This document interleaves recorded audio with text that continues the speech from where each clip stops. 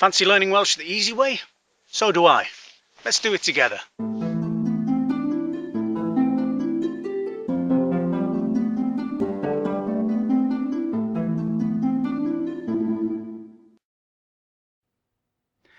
Hello again.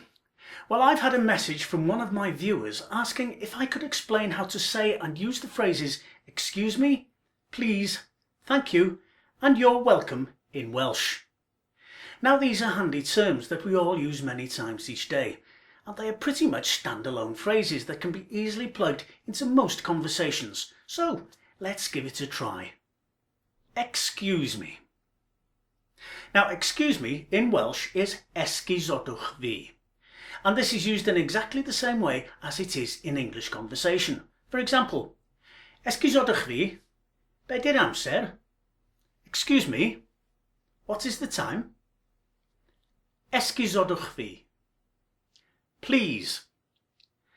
Now, for please, in Welsh we would say os gwelwch yn dda, which sounds a bit of a mouthful, but that's because its literal translation is if seen as good, which I think is a wonderfully oldie-worldy phrase.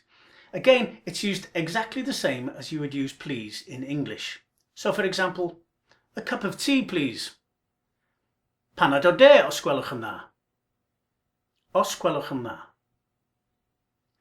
Thank you, or in Welsh, diolch, a direct translation, although you're probably more likely to hear diolch yn fawr, or thank you very much. So, diolch yn fawr, thanks very much. Welcome. Again, this is directly translatable as croeso, and is used in the same way as it's used in English. So, welcome to Wales, croeso I Gymru, or dach chi'n croeso, you're welcome. Croeso. Well, that's all for this episode. I hope it's been of some help to you, so enjoy your Welsh and I'll see you in the next one. Hwyl fawr i chi.